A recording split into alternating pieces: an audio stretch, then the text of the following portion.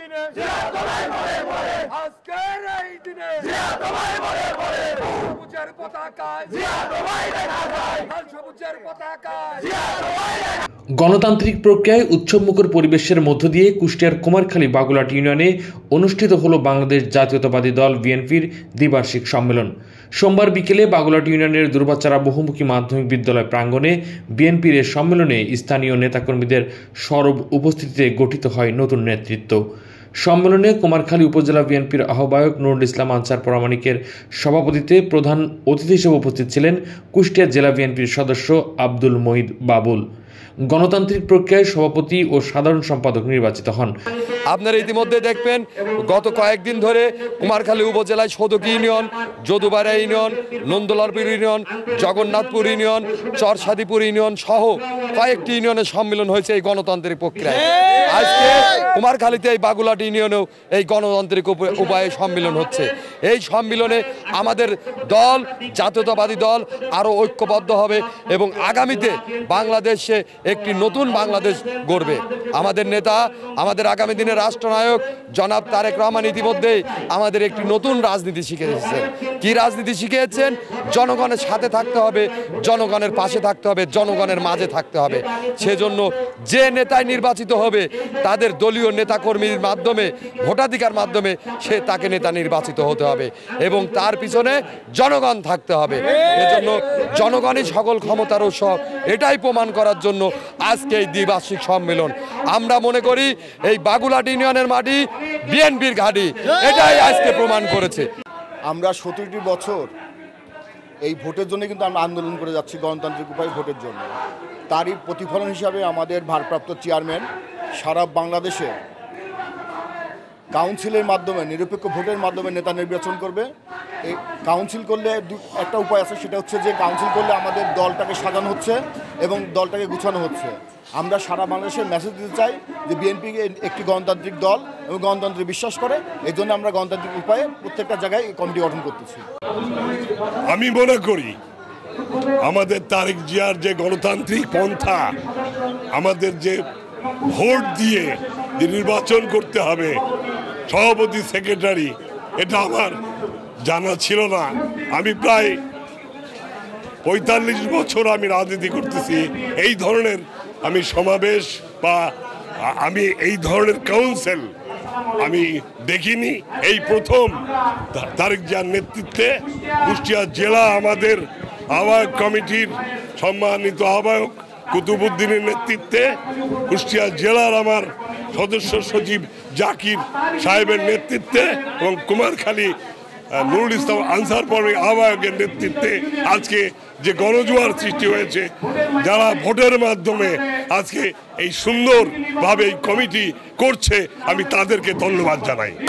আমরা সারা বাংলাদেশে দলকে সংগঠিত করার জন্য আমাদের আগামী দিনের রাষ্ট্রনায়ক, আমাদের বিএনপির ভারপ্রাপ্ত চেয়ারম্যান মহোদয় জনাব তারেক রহমানের নেতৃত্বে সুদূর টেকনাফ থেকে তেঁতুলিয়া পর্যন্ত বিএনপির প্রত্যেকটা গ্রাম থেকে শুরু করে প্রত্যেকটা শহর থেকে শুরু করে বিএনপিকে সংগঠিত করার জন্য আজকের এই কাউন্সিল।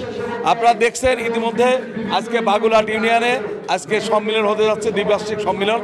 এবং এই সম্মেলনের আমাদের আগামী দিনে আমাদের নেতাকর্মীদের একটা মেসেজ দিতে চাচ্ছি যে অবিলম্বে নির্বাচনের রোডম্যাপ ঘোষণা করতে হবে, অবিলম্বে দেশে গণতন্ত্র ফেরাতে হবে, অবিলম্বে ভোটের অধিকার ফিরে দিতে হবে এবং জনগণকে ভোট দেওয়ার ব্যবস্থা করতে হবে। এবং আমরা সেই লক্ষ্যে কাজ করতেছি। আমার ভোট আমি দেবো, যাকে খুশি তাকে দেবো, অবাধ গণতন্ত্র বাংলাদেশে ফিরে আসবে। বিগত 17টি বছর এদেশে গণতন্ত্র ছিল না, ভোটের অধিকার ছিল না। আপনারা জানেন দিনের ভোট রাতে হয়েছে। আমাদের প্রিয় নেতা, আমাদের বিএনপির ভারপ্রাপ্ত চেয়ারম্যান মহোদয় জনাব তারেক রহমান বাংলাদেশের মানুষের ভোটের অধিকার ফিরে দিতে চাই, গণতন্ত্র ফিরে দিতে চাই। এই কারণে আজকে আমরা কাউন্সিল করতেছি। আমরা আজকে এই বার্তায় এই মেসেজটা দেওয়ার জন্য আমরা এখানে এসেছি। আগামীতে এই দল যাতে পকেট কমিটি না হয়, এই দল মধ্যে থেকে কোনো সন্ত্রাস, চাঁদাবাজ, ভোট ডাকাতি সমস্ত কোনো লোক এই দলে না থাকে, সেদিকে খেয়াল রেখে আমরা নতুন আগে গিয়ে আমাদের দলের ভারপ্রাপ্ত চেয়ারপারসনের নির্দেশে আমরা সঠিকভাবে দেশের গ্রাসরুট লেভেল থেকে নেতৃত্ব তুলে এনে আমরা দল পরিচালনা করবো।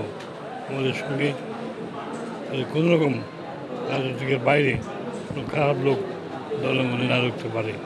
এই সম্মেলনের মাধ্যমে বাগুলাট ইউনিয়ন বিএনপির সভাপতি হিসাবে সাইদুল ইসলাম এবং সাধারণ সম্পাদক হিসাবে আসাদুজ্জামান হিরণ নির্বাচিত হন। আমি একটি কথাই বলতে চাই, আমি এই বাগুলাট ইউনিয়নকে পরিষ্কার পরিচ্ছন্নতার আলোকে আমি দেখতে চাই।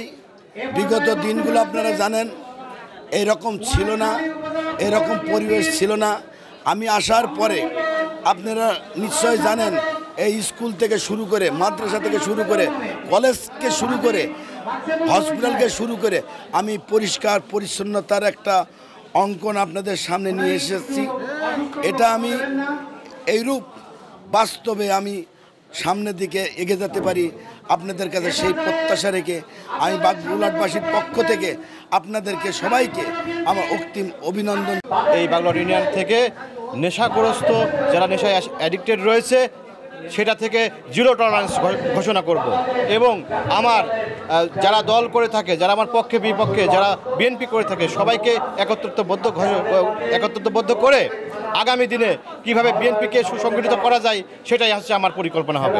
আজকে আপনারা দেখছেন যে তারেক রহমানের 31 দফার মধ্যে এই গণতান্ত্রিক উপায়ে নেতা নির্বাচিত হচ্ছে, এটি তারেক রহমানের আদর্শ এবং এই গণতান্ত্রিক উপায়ে জাতীয় নির্বাচনের প্রচার ও প্রসারণার ক্ষেত্রে আজকে যে বিএনপিতে যে বাংলাদেশ জাতীয়তাবাদী দল বিএনপি যে দক্ষিণ এশিয়ার সর্ববৃহৎ দল এবং গণতান্ত্রিকভাবে যে বাংলাদেশ মা ও মাটির কথা বলে এটাই প্রমাণিত করে এবং সাধারণ জনগণ থেকে গণতান্ত্রিকভাবে নেতা নির্বাচন থেকে শুরু করে সকল পর্যায়ে যে মানুষের ভোট অধিকার ফেরত দেবে।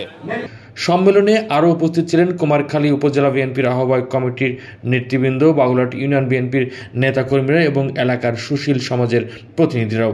নতুন নেতৃত্বের মাধ্যমে স্থানীয় বিএনপির রাজনীতিতে নতুন গতির সঞ্চার হবে বলে আশাবাদ ব্যক্ত করেন।